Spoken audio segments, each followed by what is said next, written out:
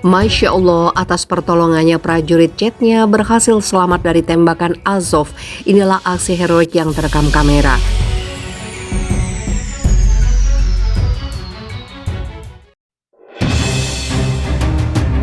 Hurrah!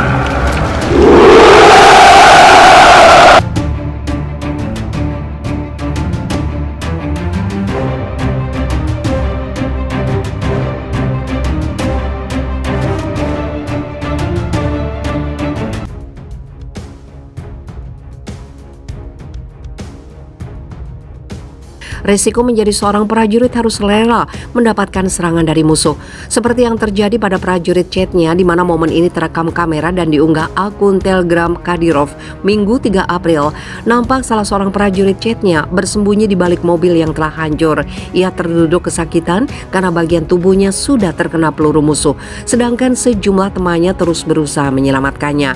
Sebuah tali panjang dilemparkan lalu dikaitkan pada tubuh sang prajurit. Tidak berselang lama, sembari menunggu kondisi mulai kondusif, prajurit itu ditarik dengan cepat. Namun tembakan membabi buta dari musuh langsung diberikan. Disebutkan pada keterangan unggahan, aksi menegangkan penyelamatan pejuang Chetnya yang terluka dan terjebak baku tembak dengan pasukan Azov.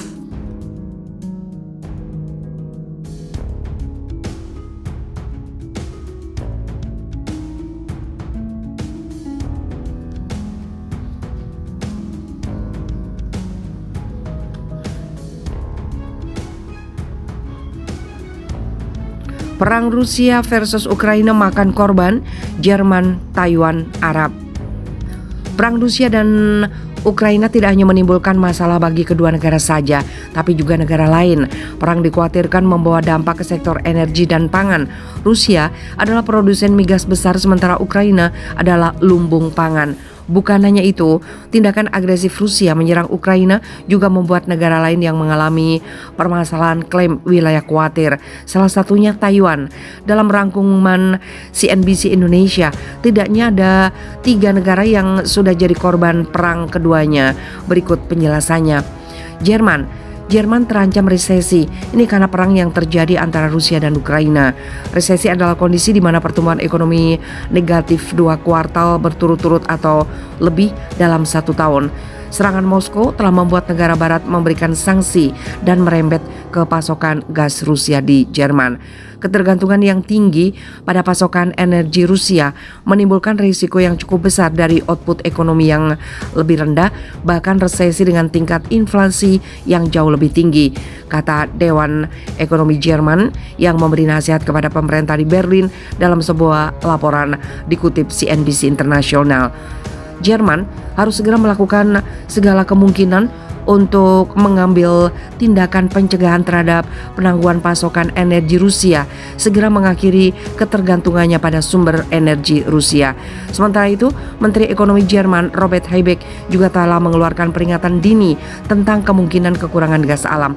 Ini setelah Rusia menerapkan pembayaran dengan rubel dan mengancam akan memutus pasokan jika permintaannya tidak dipenuhi. Habeck pun meminta perusahaan dan konsumen untuk menggunakan gas dengan hemat.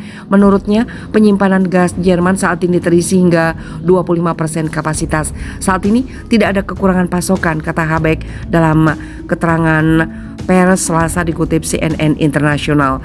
Namun demikian, kita harus mengambil tindakan pencegahan lebih lanjut untuk bersiap menghadapi eskalasi apapun oleh Rusia. Taiwan juga menjadi korban perang Rusia-Ukraina. Investor asing ramai-ramai meninggalkan negara itu sejak serangan dilakukan Moskow ke Kiev. Eksodus ini bukan tanpa alasan. Muncul kekhawatiran yang sama di mana China dapat meningkatkan kekuatan militer untuk menyerang Taiwan. Dalam 3 minggu setelah invasi, investor asing melepas saham sekitar 480 miliar dolar Taiwan atau 16,9 miliar rupiah, kata Direktur Mega International Investment Service, sebuah perusahaan yang berbasis di Taipei, Alex Huang. Taiwan sudah menegaskan berpisah dari Cina sejak 1949, namun Cina tetap mengklaim wilayah itu provinsinya yang membelot.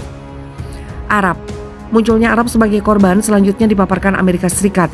Menteri Luar Negeri Amerika Serikat Antony Blinken mengungkapkan bahwa perang yang terjadi antara Rusia dan Ukraina membawa dampak mematikan bagi negara-negara Arab. Pasalnya, kedua negara ini merupakan eksportir komoditas yang penting bagi wilayah ini. Dalam kunjungannya di Aljazair, Blinken mengatakan Ukraina saat ini merupakan sumber bahan pangan seperti gandum yang sangat penting bagi Timur Tengah. Sementara Rusia juga merupakan supplier penting minyak dan gas. Kampanye militer Rusia memiliki konsekuensi mematikan bagi warga di Timur Tengah. Ini berdampak langsung pada kehidupan mereka saat ini, terutama yang berkaitan dengan kenaikan harga pangan, terutama gandum.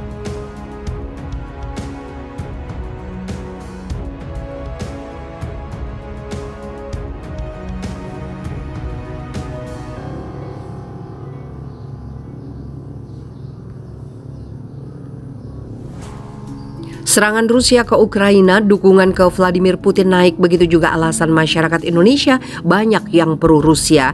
Invasi Rusia ke Ukraina menginjak hari yang ke-36 pada Kamis 31 Maret sejak dimulai pada 24 Februari.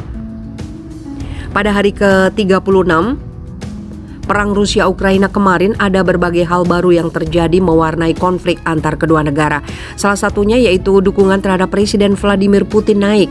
Peringkat Putin telah mendapat dorongan sejak dimulainya aksi militer di Ukraina, kata lembaga jajak pendapat independen Rusia Levada Center. Dengan lebih dari 80% orang Rusia mengatakan mereka mendukung tindakannya. Jejak pendapat pertama yang dilakukan pusat itu sejak konflik dimulai menunjukkan 83% orang Rusia mendukung pemimpin mereka, naik dari 71% pada awal Februari. Pada awal invasi, para pemimpin dunia rame-rame mengecam Vladimir Putin atas langkah Rusia invasi Ukraina. Sementara itu Indonesia memilih sikap tidak berpihak dengan Presiden Jokowi yang membuat cuitan di akun Twitter resminya. Meski begitu, banyak warga Indonesia yang mendukung invasi Rusia ke Ukraina itu lantaran beberapa hal.